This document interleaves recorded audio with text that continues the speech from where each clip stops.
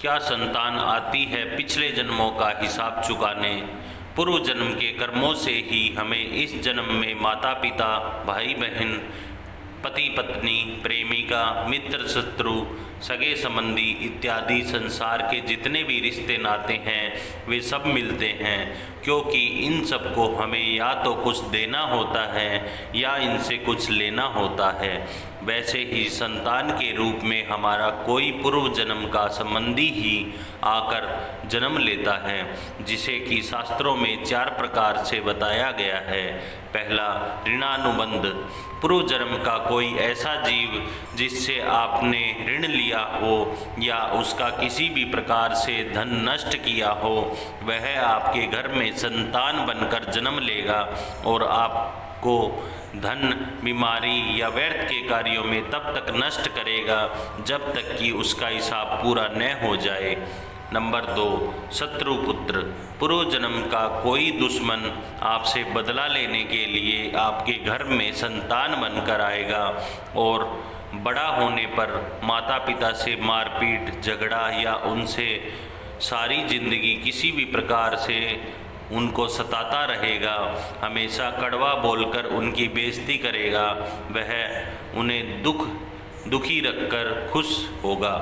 Number 3, उदासीन पुत्र। इस प्रकार की संतान न तो माता पिता की सेवा करती है और न ही कोई सुख देती है और उनको उनके हाल पर मरने के लिए छोड़ देती है। विवाह होने पर यह माता पिता से अलग हो जाती है। नंबर 4, सेवक पुत्र। पूर्व जन्म में यदि आपने किसी की खूब सेवा की है तो वह अपनी की हुई सेवा का ऋण उतारने के लिए आपकी सेवा करने के लिए पुत्र बनकर आता है। जो बोया है वही तो काटोगे। अपने माँ बाप की सेवा की है तो ही आपकी औलाद बुढ़ापे में आपकी सेवा करेगी, वरना कोई पानी पिलाने वाला भी पास में न होगा। आप यह न समझें कि ये सब बातें केवल मनुष्य पर ही लागू होती है।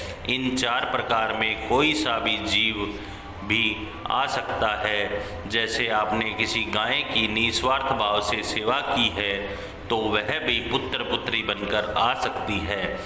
यदि आपने गाय को स्वार्थवश पालकर उसके दूध देना बंद करने के पश्चात उसे घर से निकाल दिया हो तो वह ऋणानुबंध पुत्र या पुत्री बनकर जन्म लेगी। यदि आपने किसी निरपराध जीव को सताया है तो वह आपके जीवन में शत्रु बनकर आएगा। इसलिए जीवन में कभी किसी का बुरा नहीं करें, चूँकि प्रकृति का नियम है कि आप जो भी करोगे उसे वह आपको इस या अगले जन्म में वह 100 गुना करके देगी। यदि आपने किसी को 1 रुपया दिया है तो समझो आपके खाते में 100 रुपया जमा हो गए हैं। यदि आपने किसी का 1 रुपया छीना है तो समझो आपकी जमा राशि से 100 रुपया निकल गए हैं। जरा सोचो कि आप कौन सा धन साथ लेकर आए थे और कितना साथ लेकर जाओगे। जो चले गए वे कितना सोना चांदी साथ लेकर गए। मरने पर जो सोना चांदी, धन दौलत बैंक में पड़ा रह गया, समझो वह है व्यर्थ ही कमाया। औलाद अगर अच्छी और लायक है तो उसके लिए कुछ भी छोड़कर जाने की ज़रूरत नहीं, खुद ही खा कमा लेगा। और अगर बिगड़ी और नालायक औलाद है तो उसके लिए जितना मर्जी धन छोड़कर चले जाओ, वह चंद दिनों में सब बर्बाद करके ही चैन लेगा। मेरा तेरा सारा धन यहीं का यहीं धरा रह जाना है, कुछ भी साथ नहीं जाना है, साथ सिर्फ नेकियां ही जाएंगी।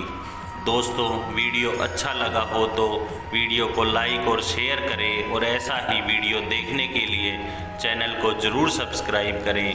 धन्यवाद। दोस्तों, मेरी ये कथा, कहानी, किस्से आपको कैसे लगते हैं कृपया कमेंट करके बताएं और हमारे चैनल को लाइक करें, शेयर करें और सब्सक्राइब करें। इससे हमें मोटिवेशन मिलता है। आपको बहुत बहुत धन्यवाद।